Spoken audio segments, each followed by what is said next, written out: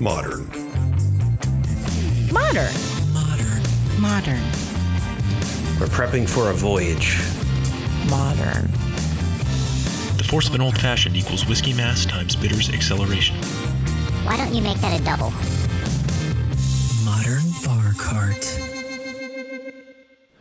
What's shaking, cocktail fans? Welcome back to another episode of the Modern Bar Cart podcast. I'm your host, Eric Kozlik, and today we've got a really excellent and timely episode for your listening enjoyment. This is airing first on August 24th, 2017, and we are in the midst of Amaro week. As some of you know, an Amaro is a bitter Italian-style liqueur, and this particular category has really been taken off in the last few years. Thankfully, I've been personally able to enjoy the resurgence with the help of a really strong local Amaro company here in Washington, D.C., called Don Ciccio e Figli. They've got a really fantastic product line, and in this episode, I sit down with portfolio manager Jonathan Fasano, who schools me in the nuances of Amari, Aperitivi, and Cordials.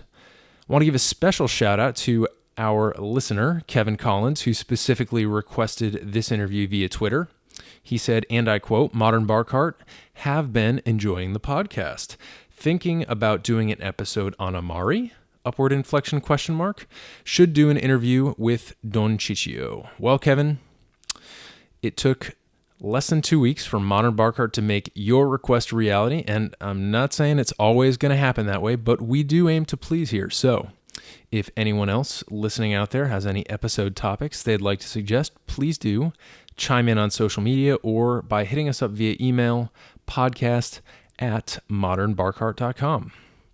Now, before we jump into the interview, I'm going to share with you my favorite drink to make with a bitter liqueur, and that beverage is the notorious Negroni. If you've been experimenting with cocktails for a while, you may have run across this cocktail, and it has the reputation for being either something you love or something you're kind of not that into. But so many times, people who are initially a little bit skeptical of the flavor profile end up coming back and really loving the Negroni once they've had a bit more experience. That's my story anyway, and I've heard it from other people as well. Really simple cocktail to make, but all of the components are boozy, so it packs a punch. And as I mentioned later in this episode, the Negroni is an extremely batchable cocktail, which makes it great for entertaining guests in your home. So, if you want to make one, fill your mixing glass with ice and combine equal parts gin, Campari, which is an Italian aperitivo, and sweet vermouth. The traditional amount per cocktail is 1 ounce of each of those 3 ingredients, but you can always double that if you're mixing for 2, and of course, if you have a big enough mixing glass. So you stir that up, get it all chilled down, and either strain it into a coupe glass, serve it up without any ice, or conversely, into a rocks glass over a single large rock to avoid dilution. Then you garnish that with an expressed orange peel, like so many of the great cocktails out there, and you enjoy that drink. When I'm mixing up a Negroni at home, I also throw in a few dashes of embitterment orange bitters, which you can pick up on modernbarcart.com. This is definitely our best-selling bitters flavor, and it's absolutely packed with essential orange oils extracted straight from the peels of our organic oranges. You can either add these bitters to the mixing glass with the other Negroni ingredients, or do like I do and float them right on top of the final drink for a really great fragrant pop each time you take a sip. We ship straight to your doorstep, so check out the website and grab a bottle to start playing with today. Back to the matter at hand, some of the topics we cover in this episode include the difference between Amari, Aperitivi, and Cordials, the history of herbs and spices in the Mediterranean, how an earthquake in Italy eventually led to an American Amaro company, the best cocktails to make with your favorite bitter liqueurs, and much more. I had a great time talking with Jonathan, who happens to be a good friend of mine, and I know you're eager to listen and learn, so I'm going to get out of the way here and let you enjoy this fascinating discussion with Jonathan Fasano of Don Ciccio e Figli. Jonathan Fasano, thanks for being on the podcast. Yeah, thank you, Eric. Pleasure to be here. before we jump in and start talking about all of the crazy, interesting stuff about Amaro, could you just introduce yourself and tell folks what your background is? Absolutely. So again, Jonathan Fasano, born and raised in Denver, Colorado, moved to DC about 3.5, almost 4 years ago now. And I guess my background here at Don Ciccio Figli, or my position, is going to be portfolio manager at this point. Started though as a production assistant and then kind of worked my way into sales and marketing. But before all of this great world of Amari and artisanal Italian spirits, I was actually a studio art major in school. So graduated with a bachelor's in studio art, minor in Italian. Photography and sculpture were my focuses. So very tactile kind of individual, kind of helps me relate to this world that I'm in now. And actually moved to DC for a different job entirely, trying to be a young adult in life. And then, like a lot of us, just was consumed by the alcohol, the interest and the kind of diversity of alcohol, and just found my way into a position that has helped me grow as an individual. And So, I mean, that's kind of the short answer to it all. Nice. Yeah, it seems I didn't realize you were a studio art major. Yeah. So I think it seems I have the poetry background, and so it seems like the world of spirits and mixers tends to draw us ex-humanities folks. Yeah, it gives us a good outlet for our creative processes, right? Yeah, it's so creative. And I think the nice thing is that you and I end up in our day-to-day going through a lot of the same creative and iterative processes. So it'll be interesting to hear you talk about those. But for a little bit of background, I hope you can kind of give us an overview of Don Ciccio and what this company is all about, some of the products that you make, just kind of like if you can give folks the narrative of how it started. Yeah, absolutely.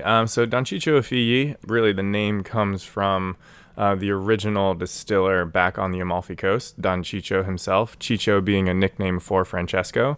Our founder here in DC is Francesco Amadeo, so he shares the name of his grandfather, who is the most recent head of the distillery back on the Amalfi Coast. So there's kind of two parts to our company. The one that's here in DC that started in October of 2012, and then you have the original distillery that is somewhat still intact on the Amalfi Coast, not operating currently, but the cellar and most of our inventory that we kind of pull from in terms of inspiration and original recipes is still established there. So they operated on the Amalfi Coast for about a century, late 1800s up until 1980.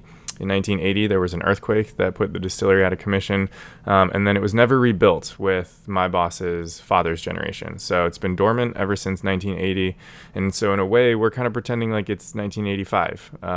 5 years later, pick up right where they left off. And so we produce, again, Italian-style spirits, considered liqueurs, if you will, and I think we'll dive into that in a little bit. But a nice variety, 13 different products, from the slightly bitter side to the heavily bitter side, and then purely sweet as well. I didn't realize that there was an earthquake involved. That's pretty cool. Can you just give people a geographic fix on the Amalfi Coast, just in case they are not familiar? Yeah, absolutely. It's southwest coast of Italy, very close to Naples. And then the earthquake that occurred was in Irpinia, so in a southern region of Italy. So it was one of the strongest earthquakes that Italy's ever experienced. And so it had effects on the original distillery. But yeah, southwest coast of Italy, really, really beautiful place. Yeah, for sure. And one of the things that I like about Don Ciccio as a company is a lot of folks, especially in DC, are kind of getting their feet wet for the first time. There is no real heritage, and I don't think there's anything wrong with it. I don't think you need a heritage to be a distiller, to be interested in it, and to make good products. I think that's certainly not the case. But it's really interesting to be able to access, like Francesco has this really great heritage, and just even when you're just around him, you can kind of feel his excitement and his creativity. So it's really nice to have access to that kind of heritage here in DC, even if it is a bit of a transplant. 100%. I'll often say that we are as Italian as you can get, but as American as you can get. Considering the fact that we're sourcing all of our ingredients domestically, producing everything here in DC, but all the practices, procedures, and recipes that we have our hands on originate in Italy or from Italy. So. Very cool. So I think first what we should do is give people the definition of an Amaro. And I've had an episode with a guy named Josh Wolf, where we talked about various liqueurs, bitters, and vermouths, where we kind of hit on this, but I kind of want this episode to be a bit more of a deep dive on it since we have access to your knowledge. So could you start with talking about what an Amaro is, specifically the Amaro? Yeah. So Amaro, again, you touched on liqueurs. Amaro is a liqueur. Liqueurs are kind of categorized because of their level of sugar content. But if you break down the word liqueur, I mean, Amaro falls under that category, so let's start there. Liqueur derives from the phrase liquefare in Italian. Liquefare means to liquefy. And so you are liquefying the essence of your ingredients via alcohol primarily, right? You can do it with wine, you can do it with grappa. That's why you have a lot of varieties of different liqueurs per se. So Amaro falls within that category. And Amaro actually means bitter in Italian. Amargo in Spanish, Amaro in Italian. So why bitter? Bitter is chosen because it's the primary kind of flavor profile for Amari, being plural version of Amaro. And so bitters coming from barks and roots were chosen because of their high levels of quinine. Because of the quinine, they were using that to kind of remedy themselves or fight against things like malaria. And so Amari back in the day were created as medicinal remedies. So you start with that foundation of barks and roots with your high levels of quinine, and then you layer on top different herbs and spices. So I'll often refer to them as an Italian's version of NyQuil in a way, because you're also drinking it more towards the evening. Or an alcoholic tea, because those herbs and spices that you have on top, you've got chamomile, eucalyptus, coriander, chicory, passion flower, amongst a lot of other things. So then you have the construction of that, and that's going to be comprised of roughly 20, 30, sometimes 40 different ingredients. Amari are also very regional products. So if you look at kind of the scope of Amari that exists out there, a lot of them have different flavor profiles, and a lot of that comes from the fact that when you're creating them, you're sourcing from what's growing around you. And so you're utilizing, herbs or flowers that maybe grow in central Italy versus northern Italy versus southern Italy. Traditionally, Amari come from Italy, but that really goes back to the fact that they were established first because of the spice trade. The Byzantine Empire, Romans would seize many of the herbs and spices coming from the south of India as they hit the port in Alexandria, Egypt. And so they were the first to really have their hands on the herbs and spices that would then be distributed to the rest of Europe through mostly Venice and Genoa. And so if you think about the Roman Empire, getting their hands on these first, Italians were the first to really take them and explore with them, originally throwing them into their wine, and then as they become more developed, throwing them into different distilled types of spirits. That is really cool. I never made that Italian kind of trade connection where you start with the Romans and then eventually, by the time the late Middle Ages and the Renaissance hit, obviously the Italians and their city-states were the dominant trade force in the Mediterranean. So it completely makes sense why they would have access to these spices probably before and at a better price, one would imagine, than most other people in that world. Right. Which, if you want to go even deeper, you can explore how, eventually when the fall of the Byzantine Empire came and the rise of the Ottoman Empire, Turkish Empire, a lot of different countries like Portugal, Spain, they didn't want to pay the high tariffs that were on your herbs and spices, primarily from Venice. And so, as time goes on, circumnavigating around Africa, sea exploration became a little more intriguing to people. And then you have Vasco da Gama, who was the first to travel around Africa and finally reach India. So it's kind of, it's cool just to look back and think about, these herbs and spices being essentially your use of money, right? People being paid in salts. Fennel seeds were really highly prized because of the illusion of, mental and physical power that they gave you. Gladiators used to drink either like a fennel tea or a fennel liqueur before going into battle. So you can really dive in pretty deep into this world of Amari. That's really cool. I think maybe this is the stuff we should maybe compile and put into an article or something. We could probably get somebody to bite on that, but time for another day. So we've got Amaro, the plural of which is Amari, and there are other types of liqueurs that Don Ciccio makes. So can you now kind of help us to distinguish between Amari and then the Aperitivi and the Cordials? Yep. Okay. Yeah. So, all right, let's kind of visualize this. We have the umbrella of liqueurs, and then within that you have Amari, which I think tend to be the oldest style of liqueurs produced in Italy. But then you have cordials. Cordials are going to be on the sweeter side, kind of as the name suggests in a way. And that's more of your 1, 2, 3 ingredient type of products, also fruit and vegetable focused. So for instance, we do a limoncello. That's going to be your most popular cordial, right? And then we do a mandarin liqueur or cordial, prickly pear, fennel, walnut. And so those are just all single ingredients that go into it, comprised of, the ingredient itself, alcohol, water, and sugar. And then in addition to that, within the liqueur category, you have, as you mentioned, the Aperitivi.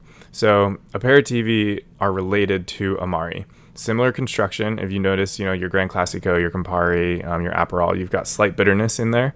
And then you have a lot of herbal notes as well. And so being related to Amari, Italians wanted to drink something that was similar in terms of helping you digest, kind of settle your stomach a little bit earlier in the day. So they wanted it to be a little bit lighter.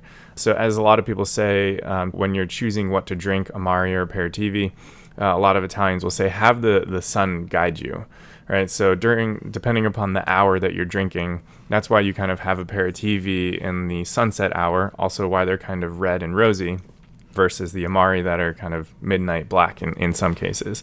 So being derived from or derivatives of Amari, Aperitivi, again, barks, roots, herbs, and spices, but less of them.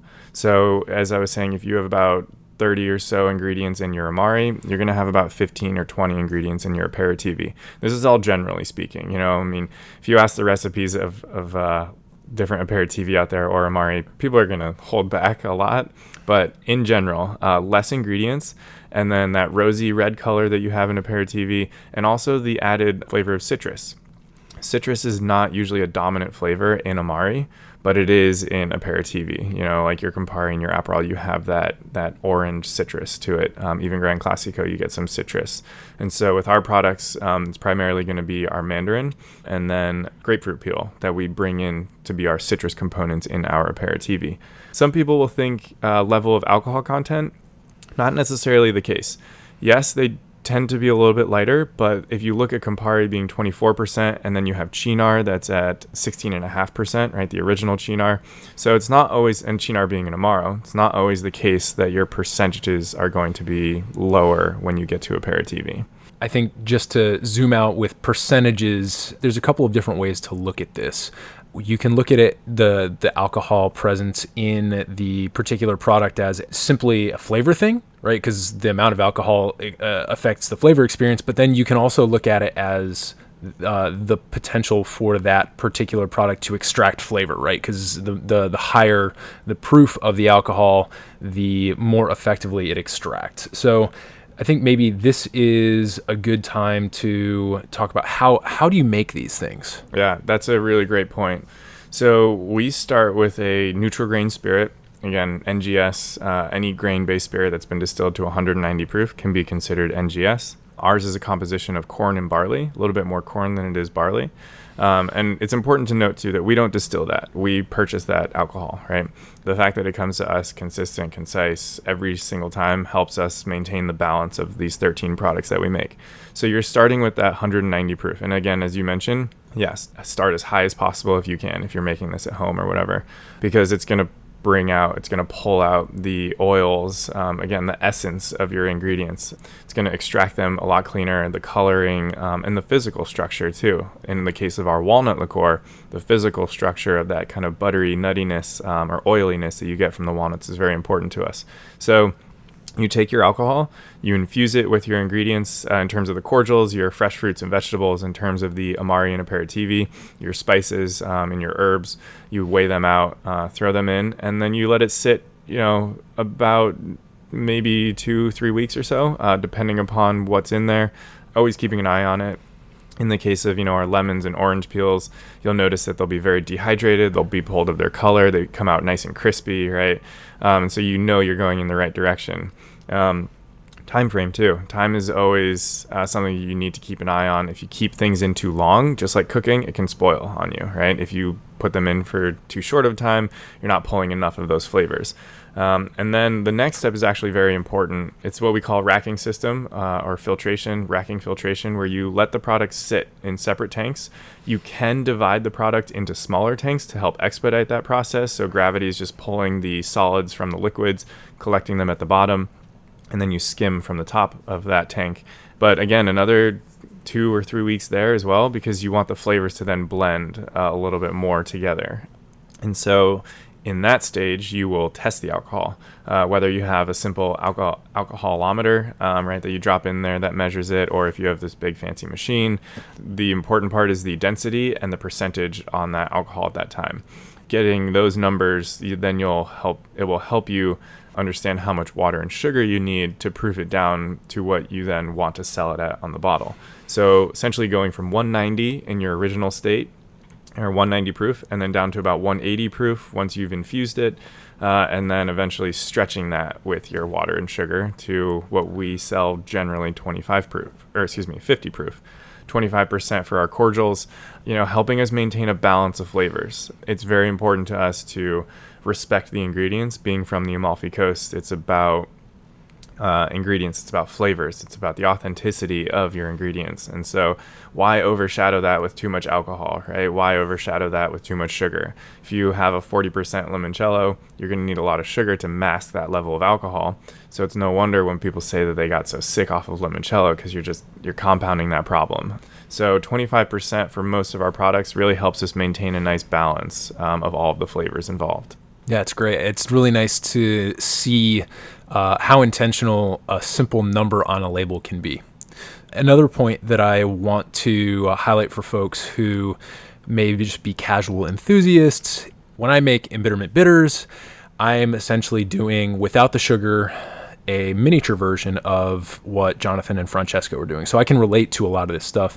And one of the things that I want to point out is the consistency and how difficult that is to maintain and how much work you have to put into it. So let's do a hypothetical.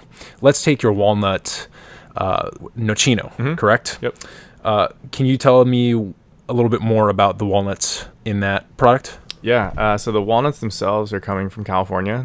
Most of our fresh fruit produce or the walnuts, all the walnuts always come from California. Lemons, oranges as well. We were getting a lot of this produce from Italy, but demand to produce year round, we need California. California is a very big part in what we do. Right. So Jonathan and Francesco need California. California has a drought one year or multiple years, or perhaps, well, let's flip the script. Perhaps it's a particularly wet year in California. That affects the way that the walnuts grow. That affects when they're harvested, the chemical composition of those walnuts. So no matter what happens, the walnuts that Jonathan and Francesco get from year to year are going to be inconsistent.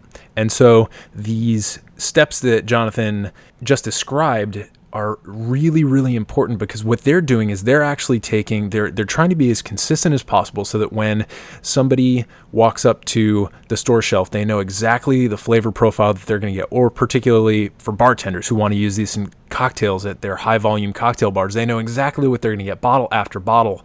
And so despite the natural fluctuations in the ingredients that they're using, they have to go through all of these steps, and they've really carefully thought out these steps to be able to adjust for that inconsistency and put out a consistently high quality and repeatable, consistent product.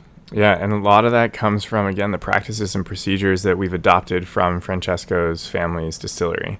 When I watch him, calculate the water and sugar content that's going into it, that's probably one of the most important parts, because as you were saying, you're going to get, different concentrations of your alcohol, just as you would almost your bitters, right?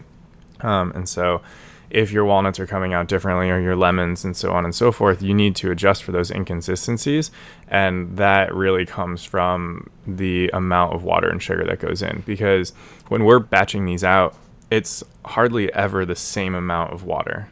It's hardly ever the same amount of sugar. It's all depending upon the alcohol in that state, the aromas, the flavors that it's giving off, because then sugar is going to bring out more flavor, right? Or if you use less, it's going to bring out a little bit less flavor. It's also, sugar is important in terms of your mouthfeel. You want that certain consistency. But yeah, I mean, it's a lot of adjusting. It's a lot of moving liquids. And again, it's kind of 3 simple steps of your infusion, maceration, filtration, and then holding, which we call the final mixing of the water, sugar, and alcohol. But it's all those those minute details within that. You're totally right. Yeah, makes a big difference. So now that we've given folks a really good deep dive into the physical process of making an Amaro or a liqueur, an aperitivo, I want to jump into some of the cocktail stuff, but can you just go quickly through your product line and just tell us all of your products? I think you broke down the regular non-bitter liqueurs for us, the Cordials, but could you go through all of them and kind of maybe give each product a basic description of that? And if there's an existing sort of like large-scale Amaro that maybe it corresponds with, maybe identify that for folks so that they can start drawing these commercial connections, I guess. Yeah. So we usually start, I'll kind of go through the whole tasting order that we do. And this order is pretty specific because we don't want to overwhelm your palate with too much bitterness at once. So we'll start you with the Aperitivi, calm down the palate with the Cordials, and then dive back into the bitter world of the Amari. So we have Cinque in the beginning, Cinque Aperitivo, 5 in Italian. Same spelling as cinq in French, but Ciccio, Cinque, it's kind of the pronunciations for Italians. It is going to be kind of like our Aperol in a way. A little bit lighter, also in terms of your percentage, 15% on that one. Dual flavor profile of a gentian root and bitter orange base, and then we work our mandarin alcohol into it. So in its raw alcohol state, we incorporate that citrus note, and so light, delicate, and then that gentian root gives you more of that sharp, poignant style bitter. It's kind of a backbone. I always think of it as a backbone. Totally, absolutely. Gentian is found in a lot of bitter products, and you're right, it is a good backbone. I think that and quassia bark are 2 really important backbones. So gentian root, bitter orange, again, that bitter orange used for that kind of bitter pith that you get instead of that citrus, and then that's why we bring in the mandarin alcohol. And then next up would be C3 Carciofo, which is our artichoke aperitivo. So when I describe this to people, I tell them, think the aperitivo cousin to Cynar, right? The long-lost relative, if you will, to Cynar. Cynar, being an Amaro, is going to have more ingredients. It's going to have more floral components to it, more variety. In a way, I call it noise. Just a lot more going on. Our aperitivo Carciofo is going to be more focused on that vegetable style bitterness. So as you let it sit on your palate, it gives you that dense, hearty bitterness that you would almost get from like broccoli rabe or artichokes themselves. So we use 3 different kinds of artichokes in that: C3s, green globes, violettas. For extra bitterness to keep it in the family, we also use cardoon leaves. And then your citrus in that is coming from fresh grapefruit peels. So 23% on that, kind of placing it right in the middle of Cynar, the newly renovated Cynar 70, if you will. And then we have Luna Amara, which Luna is going to round out our aperitivo category for the moment at 23% as well. And that's going to be more like our Campari. So it's also important to note that we say Amara in the name, but it's still categorized as an aperitivo. We use Amara because it's bitter, right? Bitter moon in a way. But that's just because of the meaning of the word Amaro. So it's not, for us, it's more of an aperitivo than it is an Amaro, but 16 different botanicals. So this was actually produced originally, it wasn't called Luna, but Francesco's family produced this to be more in line with Gran Classico, so a Turin style aperitivo. So you get those bright floral components, and we wanted to marry that with the intensity that you got from Campari, so you could use it as you would Campari as well in your spritzes, Negronis, Boulevardiers, things of that nature. The sweetness from Luna is going to come from our prickly pear alcohol that we make on the side, and then grapefruit peel for your citrus as well in that. And then as we go through the cordials, you've got the classic limoncello, mandarinetto, fico d'India, which is the prickly pear, or tuna in Spanish, and then finocchietto, which is a fresh fennel and dill liqueur. That's my favorite of the sweet cordials, that just really gentle, sweet vegetal fennel complemented by that savory dill. It's a really good product. Yeah. That's my favorite of those as well. Yeah, really versatile. And then the nocino, which is that hearty but still really kind of light and delicate walnut liqueur. And then the Amari are going to be our Amaro Donna Rosa, which is a rose and rhubarb based Amaro, kind of like Zucca. And then I also refer to Amaro Sfumato, or by Cappelletti, without the smoke on it, but very much that rhubarb base. And you get a little bit of smoke just from the natural side of the rhubarb. But the bright floral side of the rose petals to pair with that velvety bitterness you get from rhubarb. And then we do Amaro Don Fernet, which is our Fernet style Amaro. It's going to be ginger, mint, and saffron primarily. But with ours, we wanted to give you more of a delicate, gentle, clean mint instead of that heavy mentholated flavor that you get from a lot of Fernets. Still going to be grassy, earthy, Fernet finish to it, but nice, delicate, cooling sensation of that mint up front. And then you have our flagship Amaro, which is Amaro delle Sirene, following the story of the sirens from the Amalfi Coast. What do we say about this? The most complex product that we produce for sure. 30 different ingredients. The original recipe came from a candy factory on the Amalfi Coast where Francesco's great-grandmother was the packaging manager. We also barrel age all of our Amari. That's an important note too, to bring in sweetness. So we barrel age them in French oak barrels for 12 months with the goal of less added sugar in the end because we want them to remain nice and lean. A lot of Amari produced today tend to be a little more sweet than their vintage bottles, if you will. We theorize to make them more palatable for Western culture, but in a way that's contradictory to, what an Amaro is. As we were saying, as a digestif, it's supposed to be uplifting, help you. It's not, you don't want to be weighed down by that sugar. So barrel aged for 12 months in French oak. The Amaro delle Sirene comes out with just lots of complexity on it. Really hearty in the front. I almost get a savory side of it, like kind of like that ocean breeze from the Amalfi Coast in a way, and then just a cacophony of herbs and spices on top. It's really wonderful. I also get kind of that saline quality where you get I don't know, it's a little bit hard to describe, but you get something that kind of acts as a flavor go-between in between the bitterness and all of the herbal complexity. It's something that kind of bridges that and allows the kind of unified experience. Yeah, totally. And then, so 2 more products, one being our newest product, Amaro Tonico Ferrochina, which this is really interesting. Ferrochina being an iron-based Amaro. So Amari back in the day were crafted as medicinal remedies. Amaro Ferrochina was made as a supplement for iron deficiencies. So being from the Mediterranean, consuming more fish than meat, typically developing iron deficiencies, Italians would cook their barks and roots over the iron plates, or they would let citrus kind of erode away at the iron and then work that in. So this is also an Amaro that's very citrus forward. So it's a little unique in the sense that I was describing. Amari don't generally have that abundance of citrus in them, but really nice and thin, light, a delicate metallic sensation on the finish. Really, really unique product. And then to round everything out, we usually go back to sweet with our dessert liqueur, which is our espresso and barley concerto.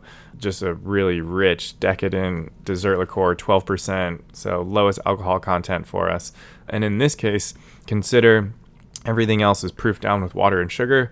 Concerto is actually proofed down with that coffee. So we're making an alcoholic infusion on the side that we then work into the coffee base. Gotcha. Yep. Yeah, and so just to clarify, so that folks who are trying to follow your process here, when you say that your Amari are barrel aged, they are barrel aged at the point when they are at 190 proof, 95%, Yep. And then they come out of the barrels and then you add the sugar and water after that, correct? Yep. Correct. Gotcha. Yeah. So I know that for some folks who are listening to this, the process of distillation and making these various alcoholic products may seem a little bit intimidating. I think one good fun solution to that is to actually go and visit some of these distillers and these producers that we feature here on the Modern Bar Cart podcast.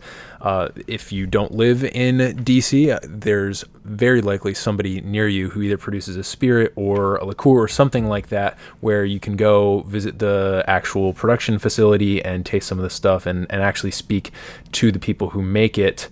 And as you can kind of hear from just the way that Jonathan explains this, it's a really unique treat to be able to hear from the person who spends their day with this stuff, exactly what you're getting on the palate. One of my favorite descriptors, a delicate metallic taste on the tongue. Like some of these things that we don't necessarily think of in our daily lives, and I think that's where some of the value lies here, in just the sheer diversity and fun of tasting all this stuff. So I'm not going to linger on some of these other commercial Amari that you use to kind of compare your products to. I think we're going to get more into those as the podcast ages and evolves. But if anybody has any questions about Amari, feel free to email podcast@modernbarcart.com, and hopefully I can point you toward, if there's no Don Ciccio products available to you, then we can hopefully get you to a suitable cocktail usage. That being said, let's get into some cocktails. So can you talk through a couple of maybe the more popular cocktails that are made with Amari so that folks can get a feel for what it's like to mix with these products? Yeah, so Amari, for me, I enjoy them the most in kind of your basic style cocktails, like your old fashions, your Manhattans, obviously your Negronis. So, but then again, that's going to be more of an aperitivo into that, but still bringing out that bitterness. But when you're using Amari in cocktails, approach them as, additions to your bitters, because the bitters that you're using, that you're creating, right, give you that stimulation right up front. So you want that, and then you want to evolve into that kind of sweet side of the cocktail, and then the Amari in the cocktail are going to give you that kind of bitter finish to it, right? Kind of drag it out, the really long legs that you have on it. So simply taking, a quarter to a half an ounce of an Amaro, throwing it into your old fashioned or your Manhattan, just bringing it a lot of depth, because they also play really well with whiskey. They play well with whiskey, they play well with gins in a lot of cases, depending upon the construction of the Amari, how many herbs and spices they have in them, and then how, herbal or piney the gin is that you're using.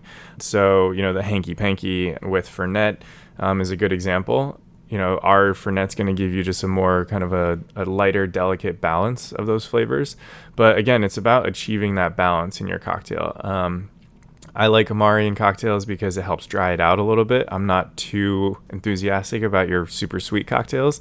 One of my favorites actually is a Black Manhattan. So instead of the vermouth, traditionally using a Verna and maintaining the rest of your, Manhattan ingredients, but just bringing in that hardiness into your cocktail and complexity as well. Absolutely. So just for the folks who are listening at home, we are going to definitely have these recipes for some of the cocktails that Jonathan's mentioning here on the show page. Probably include the Hanky Panky, the Negroni, the Black Manhattan. But I do just want to quickly reference those here. So Black Manhattan, and Jonathan, definitely correct me if I'm messing any of these ratios up, because I'm doing this off the top of my head. So it'd be 2 ounces of whiskey, and then 1 ounce of, instead of a vermouth, you would use that as your Amaro. And if somebody was to make a Black Manhattan with one of your products, what would you usually use? So my favorite one is actually going to be one of our aperitivos, which is the C3 Carciofo, because it was catered to be more of a savory style cocktail modifier. And so that's my personal favorite, because it gives you that really just dense, straightforward bitterness. Yeah. I've had that with bourbon, like a Four Roses bourbon, and an ounce of the C3, and it's really, really lovely. And I throw in, because with the Manhattan, you are also using orange bitters. I threw a little bit of the embitterment orange bitters in there. I actually floated it right on top, because as Jonathan was mentioning, you get that right up front, and then with the presence of the Amaro, it's kind of like toward the back of the palate, the finish of the drink. And so it's really nice having that nice orange pop right up front, floating on top of the drink, whereas usually it's stirred in, and then having it balanced out by the Amari on the finish. Yeah. Kind of going back to, as we were saying, our art backgrounds and stuff, what is art? Art is supposed to make you stop and think, right? It's supposed to evoke something in you, whether it's, excitement, anger, disgust, whatever. So in a way, cocktail is very similar. I dislike cocktails now that I've had more exposure to them, when they don't make me think. When you're sitting there and you feel bitterness, and even if you like it or you don't like it, the fact that you're kind of processing what's in this, it doesn't go away. It's still sitting there. It's encouraging me to come back to take another sip. It's a very, very artistic process, and you're right, it's about balance and kind of taking you through those different layers and levels of flavor. Yeah, and I think a really great opportunity for folks who are familiar with Amari, right? I imagine that a number of folks listening out there are excited about this episode because they have had Amari in the past and they like it, they enjoy it.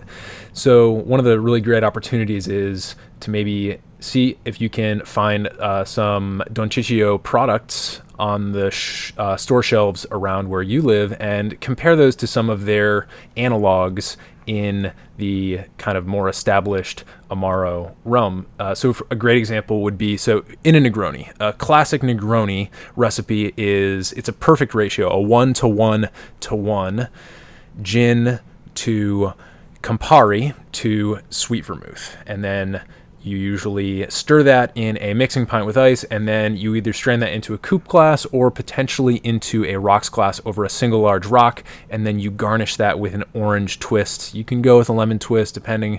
So that's an example of a classic cocktail made with Campari.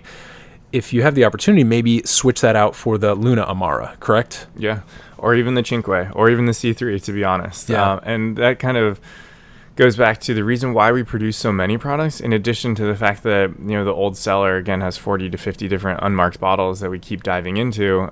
We produce so many because we want to give you the ability to express your personality, right? Your flavor profile, your palate. Flavors, palates, they're not so cut and dry. So we want to give you the options. Like, a lot of times I'll like Cinque in my Negroni because it's a little bit softer, it's a little bit lighter, and I like a more delicate gin.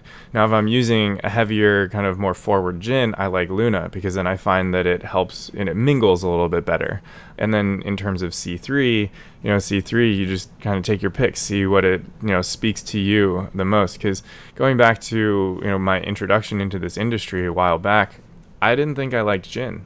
Really what it boiled down to is I didn't know what kind of gin I liked, right? And so within these Aperitivis, someone might say, well, I don't like the level of bitterness of that. Well, then try, a different option, because it's like cooking. You're not going to use this certain ingredient when you're using, something else, right? So really focus in and think about, the style of the products that you're using, whether it's a piney gin or a juniper forward gin, and then for your palate, what do you think would complement that nicely in a way that you would enjoy it? So, but yeah, definitely Luna is a great option, Cinque and C3. And then your simple Americano style cocktails too is actually one of my favorite things to drink now, especially because they're light and sessionable. And within this industry, we are ingesting a lot of alcohol. So yeah, you got to pace yourself. Yeah. So if I'm sitting at a bar and I see an Amaro that I don't recognize, or they have an Amaro that I'm really into, I'll get it in an Americano style cocktail. So traditionally, Americano being Campari, vermouth, and then topped with soda water. So the predecessor really to a Negroni, but just substituting out the Campari for an Amaro. And that soda water is going to stretch it. And then you also have the option, if your Amaro is a little bit sweeter, you can choose a dry vermouth. Or if it's a little bit drier, you can choose a sweet vermouth. So really not being intimidated by your ingredients, but inspired and excited about them. Yeah, absolutely. And I think that's perfectly encapsulates the opportunity that your company is bringing to people, and for which I know everyone in DC and now increasingly throughout the country is able to appreciate. So a couple more cocktails I do want to just briefly mention, and again, we'll put these up on the show notes page. The Boulevardier, which is the whiskey kind of equivalent to the Negroni. So instead of gin, Campari, and sweet vermouth, you're using 1:1:1 ratio of whiskey to Campari to sweet vermouth. And I really, really love making the Boulevardier. I think this is a really, really great cocktail. I'm a Negroni guy in the summer and a Boulevardier guy in the winter. It's a really consistent flavor profile that you can rely on, and it's a really good cocktail to have in your repertoire. So it's worth it. It's really easy to measure, and it's actually really easy to scale, because that 1:1:1 ratio, you can actually mix up two cocktails in the same mixing pint if you have a big enough pint, and that's really good for entertaining purposes. So if your goal is home entertainment, learn how to make a Negroni, how to make a Boulevardier. The one other variation that I'll give you is, I think you should use orange bitters in both. I think that enhances it. But when I make a Boulevardier as opposed to a Negroni, I garnish with a lemon twist instead of an orange twist. And I think that lemon oil, especially if you're choosing to use a darker, kind of more bitter liqueur in place of a Campari, that lemon twist really lifts that, and you've got a really cool spectrum of flavor. And you get, especially on the first few sips when that lemon oil is just floating right on the top, you get this intensely just energizing aroma that really kind of lifts the experience. So definitely the Boulevardier. And then you mentioned the Hanky Panky earlier. I believe, and I will correct myself in the show notes if I'm incorrect, but I believe it is 2 ounces or 1.5 ounces of gin, and then a little bit of Amari, and then a little bit of sweet vermouth. So I think it's kind of a Negroni style cocktail, but instead of getting the unified 1-to-1-to-1 ratio, you are tweaking that in the lighter direction in favor of the gin. So you're getting a little bit more of the gin character and a little bit less of the Amaro. So we'll put all those recipes for you in the show notes, folks. But I do want to jump into some lightning round questions here with Jonathan. Can I give a little plug for Luna Amaro quick in terms of cocktails? Do it. So if you're a fan of mezcal out there, which is, a definitely growing appreciation for people too, Luna makes a killer mezcal Negroni. So keeping those, easy proportions, 1-to-1-to-1. Luna mezcal that you prefer. I prefer a little softer, not as smoky, so you can kind of dive into the flavors that exist in the cocktail, and then your sweet vermouth. But yeah. Awesome. And do you have any, I imagine that there are bartenders who use your stuff, and then internally for your own purposes, you probably come up with some cocktails. Is there anywhere people can go to see any of your original cocktails? Yeah, if you check out our website, you can see lots of cocktail ideas there. We actually, I think, break them down in terms of the individual spirits that we produce and what cocktails we make with those. And then if you're in DC, Lupo Verde is always a great place to go. Their menu is essentially constructed around our spirits. So you'll always have some of our spirits in a cocktail at Lupo Verde, 14th and T Street. And the food there is exceptional. So definitely check that out. We'll give you all the website and social media information at the end of the episode here. So let's jump into the lightning round. We just talked about all these great cocktails. If you had to pick one cocktail, it doesn't have to contain an Amaro, but certainly can, what would your favorite cocktail be? Right now, what I mentioned earlier, the Americano. I will say if you order an Americano at a bar, just make sure that you specify it's the alcoholic version. I've gotten a few Americanos in the past that are coffee with an Amaro in it, and a lot of them turn out very poorly. But one time I ordered it with Maletti, and because of the sweetness of Maletti, it actually was pretty good. So if you're looking for a coffee Americano, Maletti is a good choice. But Americanos, I love that rawness of the Amaro that you get, the delicacy of the vermouth, and then just soda water, because I'm really into your sessionable style cocktails right now. So Herbarista is a great one for Amaro. Herbarista is a great one for an Americano. Del Capo is a great one. This is all, considering that you're using sweet vermouth. And then so it's the Sevilla as well, because those tend to be more on the raw side in a way. Okay. So is Sevilla Spanish? I'm not entirely sure where Sevilla hails from. I believe it's the same company as Herbarista, though. So. Okay.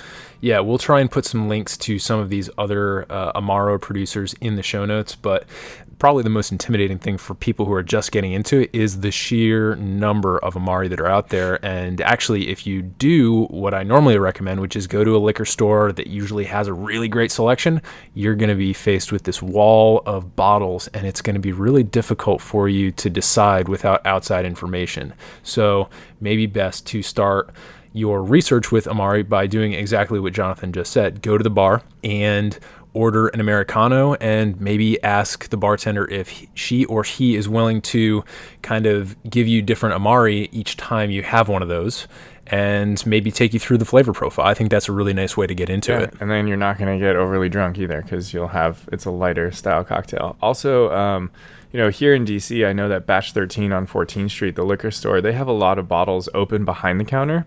And I know that this isn't necessarily the case for the majority of liquor stores out there, but in the case of them, they will actually sample out a lot of their products if they have them open. So that's another curiosity that you should always be, open to the idea of, is asking your, retailer if they have a sample for you to try. Really good advice. I know that Schneider's of Capitol Hill also will do that on occasion, not always with some of their really expensive products, but yeah, that's a really good thing to know how to ask for.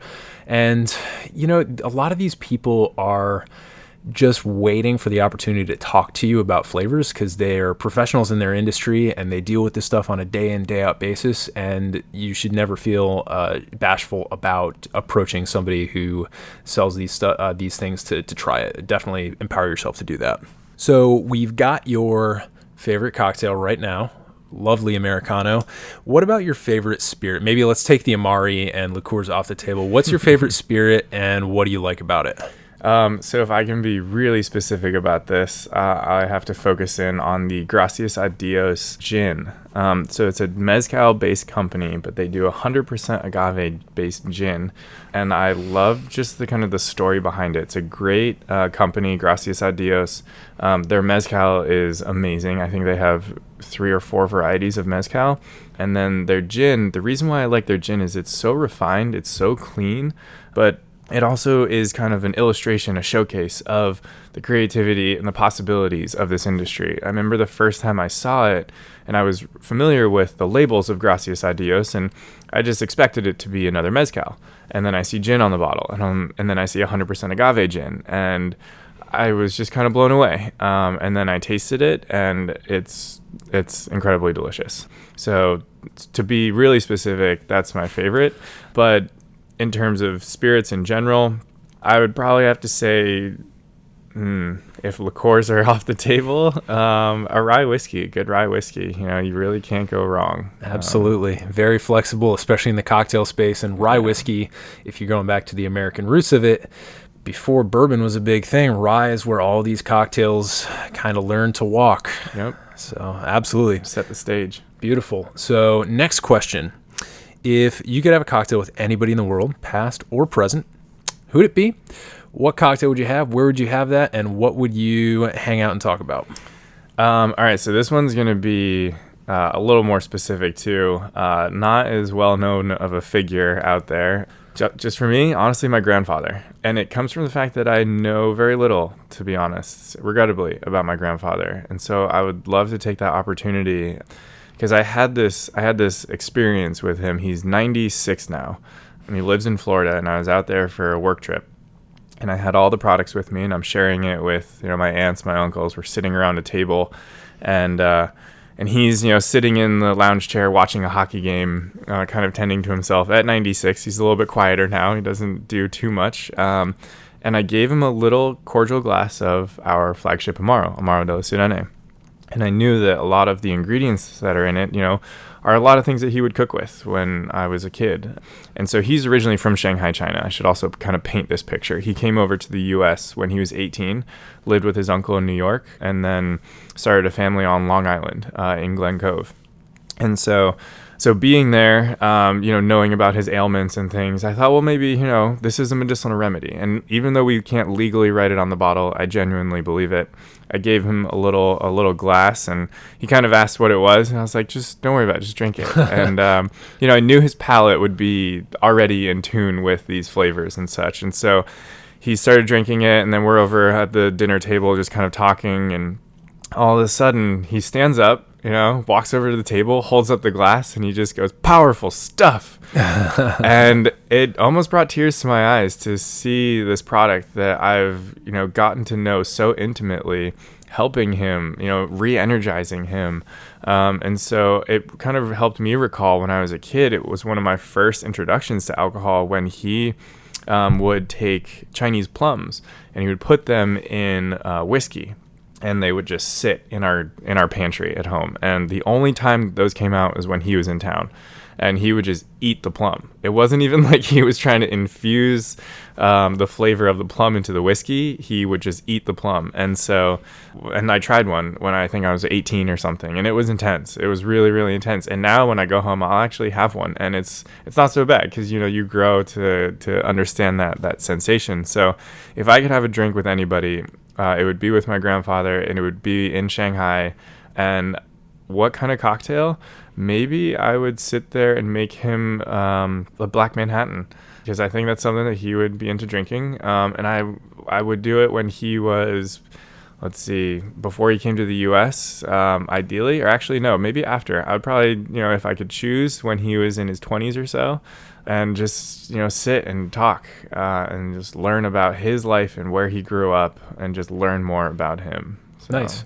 And this is a completely random connection, but there was a restaurant that was going out of business, and my friends, this is a couple years ago, my friends made some bids in an auction, and we ended up with like a case of plum wine. Really? And it was a really, really good substitute for sweet vermouth. Yeah. So, fun fact, if anybody out there has plum wine, often it tends to be on the cheaper, and by cheaper I mean more affordable side. So if you have access to plum wine, try making yourself a Manhattan with the plum wine instead of sweet vermouth. Just kind of a weird little hack. Yeah, one of the last times I was home, I actually was mixing cocktails for my parents and my brother, and I used some of that infused whiskey that he had with the plums because it was really sweet at that point. Yeah. It was good. Nice. Really good.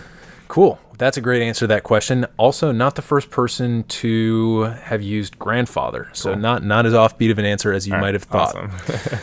So are there any books about cocktails or Amari that have been particularly good, informative, or interesting to you?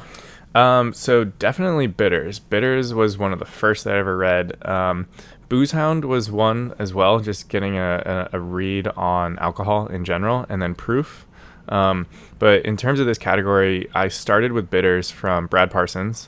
I mean, just a great intro to, what we're doing. I mean, what we do is very, very similar in terms of your ingredients, your process, and your purpose, right? Medicinal. Everyone kind of jokes and scoffs and laughs, but yeah, there's value to what we throw into these products. And then after Bitters, Amaro. I mean, kind of following the evolution. Amaro, also by Brad Parsons. And I think those are two really great. I would start with Bitters, and then I would read Amaro after, kind of going in line with when he came out with them as well. And then, Drunken Botanist? I think that's a really great one because that really dives into your specific ingredients that you're using, where they come from, why you're using them, and the variety. There's so many different products out there that really help. So yeah, sometimes when I'm developing flavors, which is something that I've been doing quite a bit recently, I will just open the Drunken Botanist to a random page and see what's on that page, and just it's a great creative piece. So we'll list links to all of those books in the show notes for sure. Definitely focus in if you're looking for a primer on Amaro. That book by Brad Parsons is great. So finally here, if you could give any piece of advice to someone who's just kind of starting to get into the cocktail world, what would that advice be? And it can be Amaro related or completely unrelated. So if you are producing your own, my piece of advice would be don't be discouraged by your first batch. And if you're experimenting in cocktails and in general, have an open mind. Like I said earlier, when I thought, I didn't like gin, I'm not going to order gin cocktail, no. It's because I didn't know what gin I liked. And I often, tell people too that come into our tasting room, don't be intimidated by your bartender. I was always intimidated by your bartender, right? It was kind of something that we just thought of when we turned 21 and we're not ordering, vodka tonics or vodka Red Bulls and stuff like, oh, I don't know how to order a sophisticated cocktail. But the bartender, yes, this is his house, right? You are a guest in his house, but at the same time, he should be hospitable, he or she. And so not being intimidated, having an open mind, you'll discover a lot of different things, a lot of different flavors. Also, don't be afraid to drink spirits on their own. Yes, sometimes they can be abrasive, but it'll teach you how to enjoy them. A lot of times when you're sampling people on things, they'll just take a shot of it. They'll shoot it. But if you really sit down and sip and process it, one of the things that aggravates me the most is when someone's tasting food or a cocktail or, whatever it is, and before they can even process it, they're already telling you how good it is, right? They're just trying to please you in a way. And they're just like, oh my gosh, this is delicious. You haven't even tasted it yet. It takes time, especially with this category. You need to let it sit on your palate. Like in the case of our Amaro Ferroquina, it goes through such a long evolution that you don't get that metallic sensation until the citrus from the lemon and the bitterness from the quassia bark dissipate from your palate. Not until then do you actually pick up on those metallic kind of pockets in your mouth. So kind of roundabout way of saying to don't be discouraged, have an open mind, and be friendly with your bartender. Get to know the person handling the spirits, and enjoy the fact that they are welcoming you into essentially their home. Yeah, exactly. And I think that knowledge also applies when the tables are turned and you are the host. We're going to be doing, I'm putting together an episode for later down the road on a concept called invisible hospitality. And hopefully this is going to be a really interesting episode, kind of a little bit different format, but hospitality is 100% a part of bartending, whether it's you or whether it's you're on the receiving end of the bar. So we're definitely going to hit that topic more as we go on here. But one last comment on the flavor thing that you mentioned. It absolutely does take a little bit of time to process something. And I think one of the biggest barriers to entry, especially in the Amaro space, is that it is bitter, and that is a flavor profile that we are naturally predisposed to not like.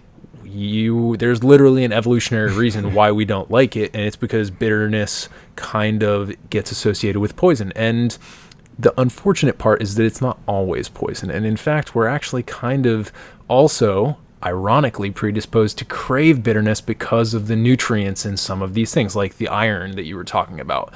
And if you recall, listeners, our episode with Dan McCall on flavor and how flavor works, flavor is a dual process. It is a fusion of aroma and taste. Taste being the taste buds, and aroma being the things that you smell that are kind of like the like the grassy notes, or the kind of like those wine descriptor notes that you get.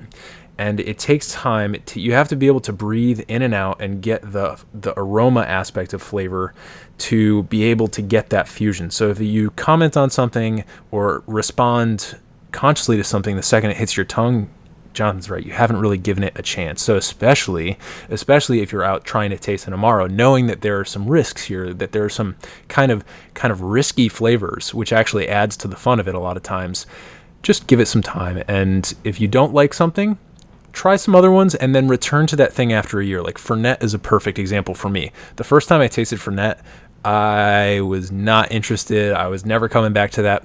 But then after I had worked with some of the Don Ciccio products for a little while and kind of learned about it, I returned to Fernet with new eyes, and now it's one of my favorite cocktail ingredients. So learn to evolve as well. So Jonathan, before we get out of here and let you get back to your day here at the Don Ciccio facility, how can we get in touch with you digitally?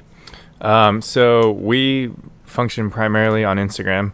So Don Ciccio, FEDONCICCIOEFIGLI. And then you can take that and then just put .com behind it in a URL, and then you can get to our website. We do a little bit on Facebook and things like that, but honestly, Instagram is our go-to. So Don Ciccio Figli, and then you can come to our facility any Saturday, 1 to 6 p.m. We are open to the public every Saturday, unless Christmas falls on a Saturday. But other than that, we will be here. So that's the best way to access us. And then you can also, if you're looking to order products, if you're in another state, you can actually contact, I believe the best contact would be Cordial at Union Market. I believe that they will ship to most states across the country if they have the licensing for it. So you could check them out. That's Cordial, Cordial, and in Union Market here in DC. But Instagram is going to be the best way to contact us. You can email us on our website, and you can direct message us on Instagram. Great, yeah. And I believe if Cordial won't ship, then it's also worth checking out Seller.com, which is the official website of Schneider's of Capitol Hill. And I know they do quite a bit of shipping as well, and they carry Don Ciccio products. So awesome. A couple different options for you there. Jonathan, thanks so much for taking the time to sit down and talk to us about Amaro. Absolutely, my pleasure. Thank you, Eric. Hey everybody, thanks for listening. I just want to remind you that this episode might be over, but the journey and the discussion are just beginning. If you're excited about the content in this or any other episode, please tell us. Follow us on Instagram at Modern Bar Cart for recipes and great product tips, or stalk me personally at Quixologist. That's QUIX-ologist. You can also like us on Facebook by searching Modern Bar Cart, or hit us up directly via email by sending a note to podcast@modernbarcart.com. That email address, by the way, is also the one that you should use if you've got any cocktail or home bartending related questions you'd like us to address, or if you think you have a unique perspective on the cocktail world and would like to be interviewed for all to hear. I'll see you next time, but until then, drink responsibly and experiment boldly.